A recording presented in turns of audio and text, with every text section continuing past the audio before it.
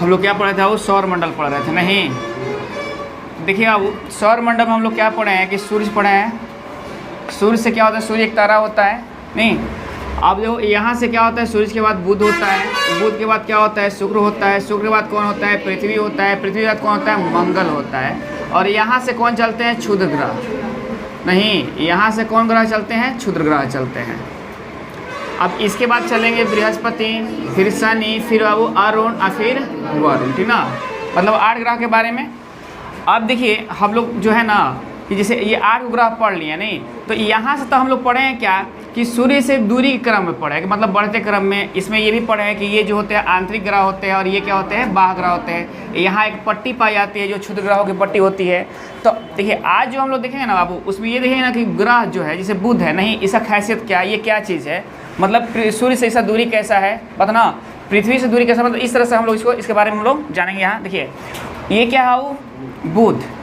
तो आप जान रहे हो तो बुध तो यही ना है, तो जाहिर सी बात है कि ये सूर्य से सबसे नज़दीक होगा। सूर्य से सबसे, अगर पूछता है क्या कि सूर्य से सबसे नज़दीक का ग्रह कौन सा है, तो कौन है, बुध है ना। अब देखिए सबसे छोटा ग्रह है, ये क्या है, सबसे छोटा ग्रह है। देखिए ये छोटे से बड़े है, इस तरह से चल रहा है यहाँ, समझ ना बात।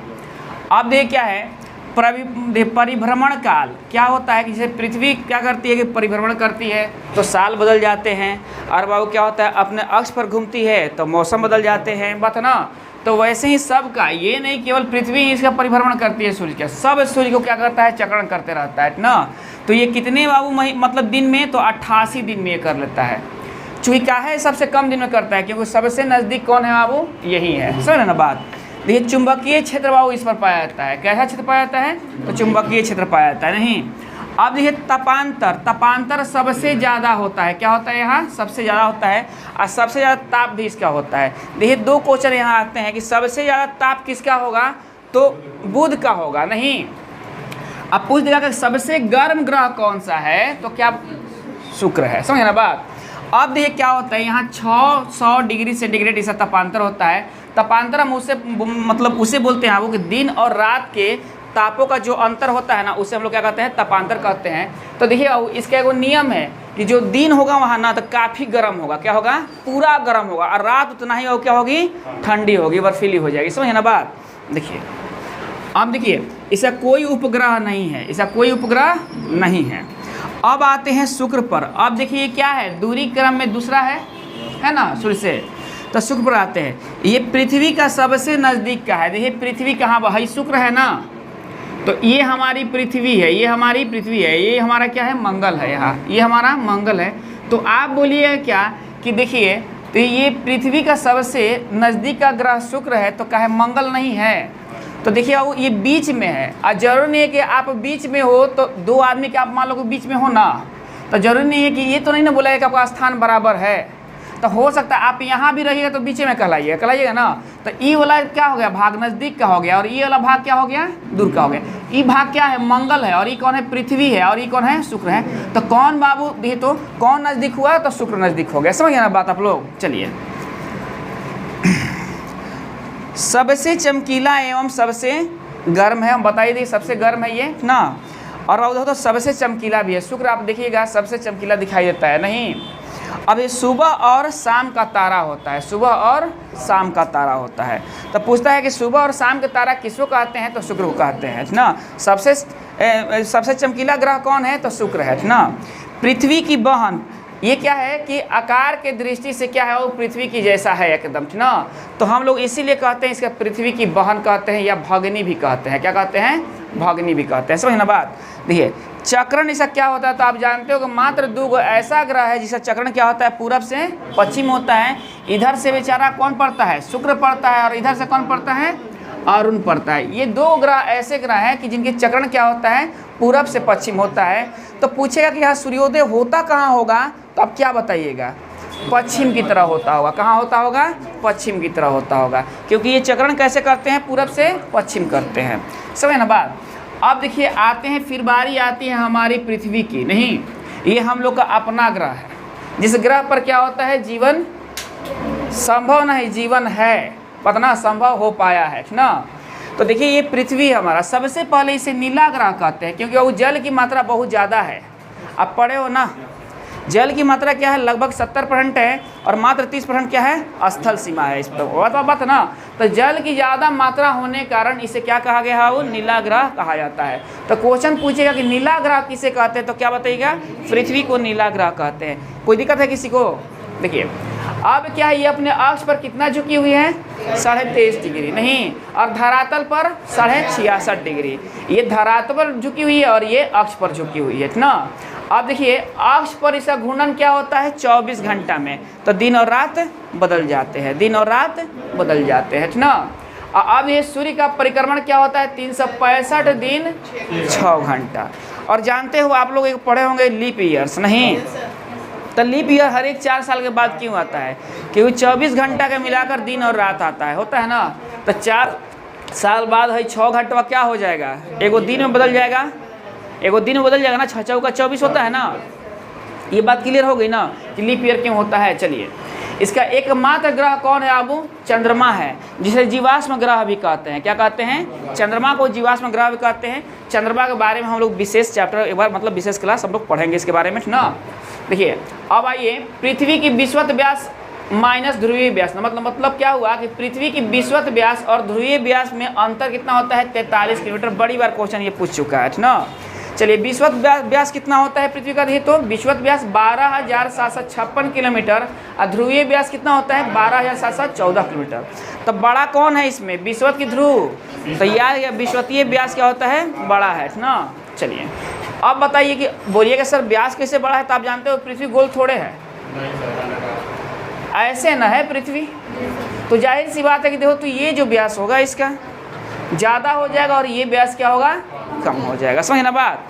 तो ठीक है, ऐसे ही ये ध्यान रखिएगा, ये क्या है, विषुवत व्यास है, ये क्या है, विषुवत व्यास है। और ये देखिए, ये जो है हमारा विषुवत व्यास है और ये जो है हमारा ध्रुवीय व्यास है, और ये दोनों का अंतर कितना होता है, 43 किलोमीटर का अंतर होता है। चलिए अब हम आते हैं मंगल पर। ये मंगल हमारा कहाँ है, यहाँ मंगल है ना। देखिए इसे लाल ग्रह कहते हैं। इसे कौन सा ग्रह कहते हैं, लाल ग्रह। काहे कहते हैं, आयरन ऑक्साइड के कारण। समझ ना बात। अक्ष पर झुकाव क्या है, 25 डिग्री है, बात ना लगभग पृथ्वी की जैसा है। इसीलिए इस पर बाबू वैज्ञानिकों लोग ने क्या कर रहे हैं, जीवन की खोज कर रहे हैं। सबसे ज़्यादा जीवन की खोज बाबू संभावना कहाँ भी मिला हुआ है, तो मंगल पर मिला हुआ है। मम जो भेजा गया था ना, वो क्या होता है, सेटेलाइट था, वो मंगल पर भेजा गया था ना। और बाबू हर एक देश मंगल पर अपना काम कर रहे हैं कि अगर जीवन मिल जाए तो वहाँ बात ना, धरती को हम लोग तो बर्बाद करवे किए, अब मंगल ग्रह को बर्बाद करेंगे। मंगल ग्रह कह रहा है कि हम जीवन मिलने नहीं देंगे, है ना बात। धरतीवासी हो, धरती पर रहो, है ना। अब देखिए वो बात कि आपको क्या लगता है कि जैसा धरती है ना, ठीक वैसा ही मंगल भी है। समझे ना बात। आप जब मंगल ग्रह पर जाइएगा ना, तो धरती आपको नहीं दिखाई देगा वहाँ से। यहाँ से मंगल ग्रह आपको दिखाई देता है, नहीं दिखाई देता है। ऐसे ही है ये भी, मतलब सब एक ही तरह का है। वहाँ भी तुमको ऐसे ही मिट्टी मिलेगा, ऐसे ही चीज़। अब रोड नहीं मिलेगा, दुकान वहाँ नहीं है। दुकान रहता तो फिर क्या टेंशन था, हम लोग ये ना चले जाते हो। और बाकी सब चीज़ है, मतलब मानव का द्वारा बनाया हुआ कोई चीज़ नहीं है, प्रकृति को बनाया हुआ सब चीज़ है। वायुमंडल नहीं है, वायुमंडल मिला हुआ है लेकिन वैसा वायुमंडल वहाँ नहीं है। जल की संभावना व्यक्त की जा रही है कि वो किसी भी जीवन को रहने के लिए सबसे बड़ी चीज़ होती है जल, हवा, पता ना। अगर ये सारे चीज़ अगर मिल जाएंगे तो हम फिर बाबू वहाँ रह सकते हैं, कोई टेंशन नहीं है। अगर आपको पानी मिल जाए, सांस लेने के लिए मिल जाए, तो हम लोग को अनाज तो हम लोग उत्पन्न कर देंगे, या नहीं कर देंगे। और नहीं होगा तो पृथ्वी से सीढ़ी लगा देंगे आप, जब मन करेगा तब ढो ले जाएंगे, है कि नहीं बात। कहो नहीं, ये तो लगाइए, देखो तो पुल को लगाइए दी है, इधर से उधर सीढ़ी बना दी है। अब मन करेगा तो उस पर चले जाएगी। और वैसे ही क्या करेगी ना, जब मालूम है मंगल पर रहना है तो क्या करेगी, मंगल पर सीढ़ी बना दी, अब गिरेगी, बस मिजाज सोच हो जाएगा इसका। समझ ना हो आए। तो क्या होता है आबू कि देखिए, अगर हमको वहाँ क्या मिल जाती है, जल मिल जाती है, हवा मिल जाती है, नहीं तो जल और हवा दोनों मिल जाती है, तो जीवन की संभावना वहाँ एकदम हो जाएगा ना। तो बाकी जितनी चीज़ें ना वो सब हम लोग मेंटेन कर लेंगे। नहीं, गर्मी के दिन में बड़े बड़े लोग एसी मेंटेन करके वो क्या कर रहे हैं, ठंडा महसूस करा रहा है ना। तो ये सारे काम हम लोग कर लेंगे, नहीं कर लेंगे हो। चलिए अब देखिए, अब हम आते हैं इस, ये क्या है अब अक्ष पर झुकाव क्या है, लगभग पृथ्वी की समान है। पृथ्वी 23.5 डिग्री झुकी हुई है, और कितना हुई है, 25 डिग्री झुका हुआ है ना, लगभग समान है। समझ गए बात। चलिए, इस पर जीवन की संभावना है। अभी बताया ना, दिन और रात की अवधि एकदम पृथ्वी की समान होती है। कैसी होती है वो, पृथ्वी की समान होती है। इसके 2 उपग्रह है, फोबोस और डीमोस। और याद रखिएगा डीमोस क्या है कि सबसे छोटा उपग्रह है। क्या है बाबू, सौरमंडल का सबसे छोटा उपग्रह कौन है? डिमोस है ना, ध्यान रखिएगा लोग। फोबो पूछता है कि फोबोस और डिमोस किसका उपग्रह है, तो मंगल के उपग्रह है ना। इस मतलब इसको एकदम दिमाग में रख रहिएगा आप लोग ना। चलिए आप कह रहे हैं सौरमंडल में सबसे बड़ा ज्वालामुखी, सौरमंडल का सबसे बड़ा ज्वालामुखी क्या है? वो ओलंपिया मैसी है। क्या है वो? ओलंपियस मैसी है। और ये कहाँ है? मंगल पर है। और सबसे सौरमंडल का सबसे ऊंचा पर्वत निक्स ओलंपिया है, जो अब कहाँ है? मंगल पर है। और ये एवरेस्ट से 3 गुना बड़ा है। समझ ना बात? 3 गुना बड़ा है, ऊंचा है ये ना। ध्यान रखिएगा कि निक्स पूछेगा कि निक्स ओलंपिया कहाँ है, बड़ी बार क्वेश्चन ये पूछा है, तो आप बताइए मंगल पर है। कहाँ है? मंगल पर है। चलिए अब देखिए एगो बात आते हैं कि आप देखते हो क्या कि रात को आप बैठे रहते हो, मतलब तारा टूटता है तो कहते हो कि हे तारा हमको करोड़पति बना दो। एक परिचलन है कि तारे टूटते हैं, नहीं हम लोग रात में जब बैठते रहते देखते हो आकाश में ऐसे ऐसे तारा टूटते हैं, तो हम लोग कहते हैं मान्यता है कि जो मांगोगे वो मिल जाएगा, बात ना। तो तू कहते हो कि भाई तारा कल सुबह उठे तो करोड़पति हमको बना दीजिएगा ना कुछ मांगते हो आप उससे, नहीं मांगते हो ना। ये आम बोलचाल में है कि तारा का टूटना। तारा कभी टूटते नहीं है। तारा हम लोग जब चैप्टर पढ़ेंगे तो उसमें पढ़ेंगे तारे कभी टूटते नहीं है ना। तो होते क्या हैं? उल्का होते हैं। और वो पिंड होते हैं, तो आपको क्या लगता है? बहुत बड़े बड़े होते हैं, पृथ्वी से भी बड़े बड़े पिंड होते हैं ना। अब क्या होता है कि जैसे ही वो वायुमंडल मतलब पृथ्वी के वायुमंडल में आते हैं तो उनमें घर्षण बल काम करने लगता है। और घर्षण बल के कारण क्या होता है? उसमें आग पकड़ लेता है और वो इतना तेज़ से चलते हैं कि आप देखते हो तो क्या होता है? वो लगता है कि तारा टूट रहा है। वो तारा नहीं, उल्का पिंड गिरते हैं। अब बोलिएगा वो उल्का पिंड क्या होते हैं, धरती पर क्यों नहीं आते हैं? तो क्या होता है वो कि बहुत सारे डेली उल्का पिंड वो कहाँ जाने कितने टूटते हैं, बहुत सारे टूटते हैं। और वो क्या होता है? उसी में बाहर मतलब जल को उधर राख हो जाता है, ख़त्म हो जाता है उनकी कहानी। बता ना, धरती पर वो पहुँच ही नहीं पाते हैं। कभी कभी आप लोग देखे होंगे न्यूज में कि वैज्ञानिक वहाँ से फोरकास्ट करता है सब कि एक उल्का चला हुआ है, एक उल्का चला हुआ है जो पृथ्वी से भारी है और पृथ्वी में टकरा जाएगा तो क्या हो जाएगा? पृथ्वी को ध्वस्त कर देगा। लेकिन आज तक ऐसा नहीं हुआ है कहियो, बात ना।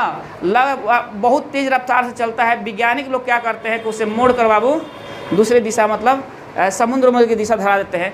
खुद सोचिए कि जिस दिन उसको मन कर देगा, कोरोना को रोक पाए थे लोग, तूफान के रोक पाते हैं लोग, तो उल्का मन से नहीं चल रहा है तब न कह रहे हैं कि हम लोग वैज्ञानिकों ने मिल के क्या किया? उसको समुद्र का रास्ता दिखा दिया। कल वो मन से चल देगा कोरोना की तरह, कल वो मन से चल देगा तूफान की तरह, कल वो मन से चलेगा पृथ्वी को आज ध्वस्त कर देना है कि ना, तो क्या ये रोक पाएंगे?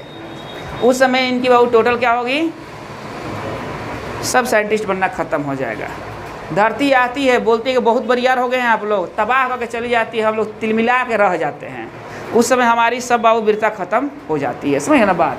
देखिए अब आइए तो आप समझ गए उल्का पिंड क्या होते हैं। उल्का पिंड समझ गए ना आप लोग। अब देखिए धूमकेतु होता है। ये क्या होता है? धूमकेतु। ये आप लोग शायद नहीं देखे होंगे, हम लोग देखे थे इसको। नहीं, ये जानते हो कैसा उगता है? जैसे ये तारा हो गया ना, ऐसे देख रहे ना, ऐसे तो ऐसा पूंछ टाइप का उगेगा। क्या होगा इधर? तो हम लोग पोछा वाला तारा इसको बोलते थे, हम देखे हैं हम लोग ना, पूछल तारा ना। 76 वर्ष में दिखाई देता है। कब दिखाई देता है ये? 76 वर्ष में। और बाबू ये दिखाई देना, इस हैली भी क्या है? एक धूमकेतु है। हैली क्या है? एक धूमकेतु है। देखो क्या होता है। आप जानते हो ना कि सूरज भगवान जो होते हैं कभी डूबते नहीं हैं। सूर्यास्त तो इधर ना होता है। सूरज भगवान कभी क्या होता है? इधर बाबू आपको जहाँ इधर दिन हुआ तो उधर रात हो गया, तो जहाँ रात वहाँ नहीं दिखाई दिए, तुम्हारे तरफ दिखाई देने लगे, है कि नहीं बात? अब क्या होता है? सूरज भगवान इसको खींचते हैं अपने तरफ ना, खींचते हैं उनका पूछ ना, ऐसे जैसे मान कोई बार पकड़ कर तुमको ऐसे खींच रहा है, अब बार तुम्हारा फैल के ऐसे आ गया, ऐसे नहीं समझ में।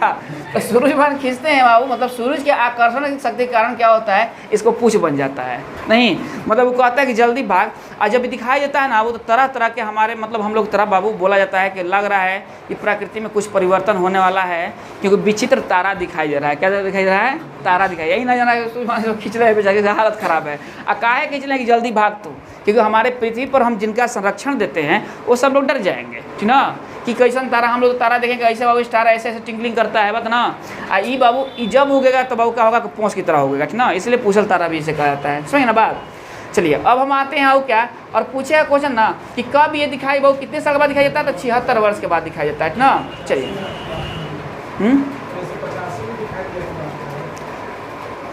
नहीं जानते हो, हम लोग देखे थे हो बहुत एक बार मन दिखाई दे रहा था एक तारा, इसे पूछल थी ना, दिखाई दे रहा था, बड़ी हाला हुआ था पूछल तारा है। अब जो सेशन याद है, बड़ी छोटे छोटे थे हम लोग ना, सेशन नहीं याद है वो ना, दिखाई दे रहा था, देखो ऐसे एकदम बाबू उगता था ये, नहीं ऐसे एकदम उग गया कुछ देर के लिए, मतलब दिखाई दे रहा था ये ना। चलिए अब देखिए क्या है कि सौर मंडल का सबसे बड़ा ग्रह कौन है बाबू? बृहस्पति है। कौन है? बृहस्पति है। सबसे अधिक उपग्रह, अब पूछेगा सौर मंडल का, तो आप देख रहे हो ना बाबू के यहाँ से जो है बड़का ग्रह कहाँ है? बाह्य ग्रह है। कौन है? बाह्य ग्रह है। और छोटका ग्रह कौन है? आंतरिक ग्रह है, ठीक ना। चलिए तो सौर मंडल का सबसे बड़ा ग्रह पूछेगा तो बृहस्पति है। सबसे अधिक उपग्रह वाला ग्रह पूछेगा तो बृहस्पति है। सबसे बड़ा उपग्रह पूछेगा तो गैनीमेड है, जो किसका है वो? बृहस्पति का है। सबसे छोटा उपग्रह किसका है? तो मंगल का है। क्या नाम है उसका? डिमोस नाम है। फोबोस नहीं, फोबोस भी है लेकिन डिमोस नाम है उसका, नहीं। और बाबू सबसे बड़ा ग्रह कौन, उपग्रह कौन है? गैनीमेड है, जो बृहस्पति का है ना। सूर्य का परिक्रमा ये 12 वर्ष में करते हैं ना। सूर्य का परिक्रमा कितने वर्ष में करते हैं? तो आपको इनमें ये चीज़ याद रखना है कि बड़ा ग्रह है और सबसे बड़ा उपग्रह गैनीमेड है और सबसे ज़्यादा उपग्रह इनका होता है। ये चीज़ आपको यहाँ से याद रखना होगा ना। ये शनि आइए यहाँ दूसरा सबसे बड़ा उपग्रह, तो बाबू जाहिर सी बात है कि इधर सब बड़का है, तो ये दूसरा होगा, है तीसरा हो गया, छोटका है हो गया नहीं। तो अब ये दूसरा सबसे बड़ा उपग्रह कौन है? शनि है। इससे ये क्वेश्चन नहीं पूछता है ना। अब इनसे पूछता है क्या कि इनमें बलें होती है, तो बलें की संख्या कितनी होती है? तो 7 होती है ना। खोज किसने किया था? तो गैलीलियो ने किया था। गैलीलियो ने इसका भी खोज किया था, बृहस्पति का भी खोज किया था, नहीं। पहले इधर बाबू क्या हुआ कि जिसे देखो गैलीलियो साहब का किए कि इधर भी रहे थे बात ना, तो आपको भी मन करेगा कि घूम जाएँ बात ना, तो ये घूम देख रहे थे इसे बाबू। आप भी देखिएगा ना भाई। अच्छा 22 को आप लोग नहीं देखते हो, हम लोग समय चल रहा था दूरबीन सूक्ष्मदर्शी, तो आप इधर देख रहे हो ऐसे, तो देर कुछ दिखाई दे रहा है, तो हम जाहिर सी बात है वो हम घूमेंगे इससे, नहीं तो दिखाई दे दिया लोग, तो वो खोज कर डाले ना। देखिए अब देखिए क्या है, इसके सबसे बड़ा उपग्रह कौन है? टाइटन है। और यहाँ सस्पेंस एक चीज शुरू होती है, टाइटन, टाइटेनिया, अब वो क्या है? टिटॉन, समझ ना। Titan, Titania, Triton. देखिएगा यहाँ से टाइटन यहाँ रहेगा नहीं, टाइटेनिया और टिटॉन यहाँ हो जाएगा, समझ ना। इस तरह से आप लोग थोड़ा सा दिमाग में बैठा लीजिएगा इसको ना। अब देखिए अरुण की खोज किसने किया था? तो हर्शेल ने किया था। किसने किया था? वो हर्शेल ने। ये तीसरा सबसे बड़ा ग्रह है। ये क्या है? तीसरा सबसे बड़ा ग्रह है। इससे हमको मतलब नहीं है। अक्ष पर अत्यधिक झुकाव के कारण ये इतना झुकल है ना, वो क्या कहता है? लेटा हुआ ग्रह कहा जाता है। क्या कहा जाता है इसे? लेटा हुआ ग्रह। पूछेगा लेटा हुआ ग्रह कौन है? तो यू है। कौन है? यू है, यूएन है ना। अब देखिए इंग्लिश में आप नेपच्यून और क्या वो यूरेनस और नेपच्यून, नहीं तो देखिए कैसे याद रखिएगा। यूएन क्या होता है? यूनाइटेड नेशन होता है, नहीं तो यू के बाद देना रहा है ना, तो देखो तो यूरेनस हो गया ना, नेपच्यून हो गया, ई अरुण हो गया, ई वरुण हो गया, नहीं अरुण वरुण। समझ ना बात। चलिए अब लेटा वगैरह कहते हैं, इस पर मीथेन की मात्रा पाई जाती है, नहीं। सबसे बड़ा उपग्रह क्या है? इसका टाइटेनिया है। कौन है बाबू? टाइटेनिया है। वरुण आते हैं, इसका खोज किसने किया था? गाले ने किया था। किसने किया था? गाले ने 1846 में किया था, नहीं। यह हरे रंग का ग्रह है, नहीं। और ये क्या होता है? इस पर मीथेन की मात्रा बहुत ज़्यादा पाई जाती है, जिसके कारण इसे हम लोग हरे रंग का ग्रह कहते हैं ना। उपग्रह ऐसा कौन है बाबू? टिटॉन है। और जाहिर सी बात है कि नज़दीक कौन है? बुध है। तो दूर कौन है? बात समझ गए आप लोग? तो अब बताइए, अगर घटते क्रम में भी पूछेगा तो क्या आप नहीं बता सकते हो? दूरी के अनुसार घटते क्रम नहीं, और क्या है उधर? तो दूरी के अनुसार ये बढ़ते क्रम हो गया। अब देखिए अब क्या होता है? आकार के अनुसार हो जाता है, नहीं तो आकार के अनुसार तो बढ़ते क्रम क्या है? देखो बाबू अब यहाँ से देख लिया, सबसे बड़ा ई है, दूसरा ई है, तीसरा ई है ना जी, ऐसी ना है। तो तनी सा ध्यान रखिएगा, पहला, दूसरा, तीसरा, अब उसके बाद आप एग्जाम में छांट लीजिएगा, एकदम फाइनल छांट लीजिएगा, नहीं 4 को अब रहता ही है, समझे ना बात। उसके बाद क्या कीजिएगा आप लोग? एग्जाम में छांट लीजिएगा इसको ना। तो ध्यान रखिए लोग, ये आकार अलग चीज़ हो जाता है, मतलब कितना बड़ा का नहीं, और दूरी तो कितना दूर, नज़दीकी तो कितना नज़दीक, समझ गया ना बात। तो इस तरह से हम लोग बाबू याद कर लेंगे। एक चीज़ देखिए बाबू और इसमें जान लीजिए आप लोग, सूर्य ग्रहण के बारे में जान लीजिए थोड़ा सा। देखिए सूर्य ग्रहण क्या होता है, सूर्य ग्रहण की अवधि कितना होती है। देखिए तो बाबू सूर्य ग्रहण होता क्या है। अब बताइए, हम लोग कन्फ्यूज रहते हैं कि सूर्य ग्रहण कब होता है, चंद्र ग्रहण कब होता है। देखिए हाँ समझिए ना, समझिए आप लोग। ये देखिए सूरज भगवान हो गए ना, ये देखिए हमारी पृथ्वी हो गई ना, और चांदा मामा है कहीं। चांदा मामा क्या काम करते हैं? कहते हैं कि भाई हमको सूरज भगवान प्रकाश नहीं दे रहे हैं, पृथ्वी पर ज़्यादा प्रकाश दे रहे हैं, उनको प्रकाश तो कम मिलता है ना भाई, वो प्रकाश पृथ्वी को भेजते हैं। ये क्या करते हैं देखिए, तो ये कौन है, सूर्य है, ये कौन है, सूर्य है, और ये कौन है, पृथ्वी है, और इनके बीच में कौन आ जाते हैं, चंदा मामा आ जाते हैं। अब बताइए तो ग्रहण कब होता है, जब प्रकाश नहीं पहुंच पाती। तो अब बताइए हई आकर रोकले है कौन बाबू, चंद्रमा। तो अब पृथ्वी पर पहुँचेगा नहीं ना पहुँचेगा, सूर्य भगवान खिसला जाते हैं। सूर्य भगवान क्या होते हैं, यहाँ खिसला जाते हैं। आपकी बार पृथ्वी धोखा कहती है, सूर्य भगवान से कहती है क्या कि देखिए हम पर तो ग्रहण लगा दिए, अब यहाँ के कैसे लोग जिंदा रहेंगे। नहीं, अब देखो क्या होता है भाई, तू मरवा के एक तबला तो मरबे न करी। अब की बार पृथ्वी क्या करती है, यहाँ चली आती है। ये क्या है, सूर्य ग्रहण है। ये क्या है, सूर्य ग्रहण है ना। अब देखिए चंद्र ग्रहण में क्या होता है, चंद्र ग्रहण में क्या होता है। अब क्या होता है, सूर्य हो गए, अब चंद्रमा है, अब यहाँ सूर्य हो गए, यहाँ चंद्रमा हो गए, और यहाँ क्या हो गई। तो अब बताइए ई इंकरा कब उमरले है ना, अब ई आ जाता है बीच में, पृथ्वी क्या होगी, बीच में आ जाएगी। अब चंद्रमा को प्रकाश मिलेगा। अजानते हो चंद्रमा का अपना प्रकाश नहीं होता है, दोनों जना का वो चल रहा है किससे, सूर्य भगवान से चल रहा है, नहीं चल रहा है। इनको भी प्रकाश पृथ्वी को सूर्य से मिल रहा है, चंद्रमा को भी प्रकाश। तो ध्यान रखिएगा ये बात ना। और यहाँ आ जाती है पृथ्वी, तो ये क्या होता है, चंद्र ग्रहण हो जाता है। नहीं, और सूर्य ग्रहण की अधिकतम अवधि कितनी होती है, 8 मिनट की होती है। कितनी होती है, 8 मिनट की अधिकतम। समझ ना बात, कितनी अवधि होती है, 8 मिनट की। नहीं, एगो क्या होता है, अमावस्या को लगता है और एगो पूर्णिमा को लगता है। नहीं, अमावस्या को कौन लगेगा, सूर्य ग्रहण। अब पूर्णिमा कौन लगेगा। अब जब हम लोग चंद्रमा के बारे में पढ़ेंगे ना, तो उसमें हम लोग पढ़ेंगे सुपर मून, ब्लू मून, ये सब क्या होते हैं, मून ईयर किसे कहते हैं, ये सारे चीज़ हम लोग पढ़ेंगे ना। एक विशेष चैप्टर ही है वो, ठीक ना। चलिए इतनी चीज़ समझ में आ गई ना आपको। अब तो सूर्य ग्रहण में नहीं ना घबराइएगा, चंद्र ग्रहण में नहीं ना घबराइएगा भाई। प्रकाश पहुंचना है, क्या पहुंचना है, प्रकाश नहीं पहुंचेगा तो हम पृथ्वीवासी बोलेंगे ग्रहण लग गया। अगर चंद्रमावासी होते तो जब चंद्रमा प्रकाश नहीं पहुंचा तो कहते हैं ग्रहण लग गया, है कि नहीं बात। पृथ्वी पर लगता है, इसका वो कोई थी नहीं है, इसका है 8 मिनट, ठीक ना। नहीं, प्रकाश के लिए है 1.33 सेकेंड। पृथ्वी पर चंद्रमा के प्रकाश पहुंचता है और सूर्य का प्रकाश 8 मिनट कुछ से मत ना, कुछ रहता है 16 सेकंड, अपना जो भी देख लिया है ना। समझ में आ गई ना बात।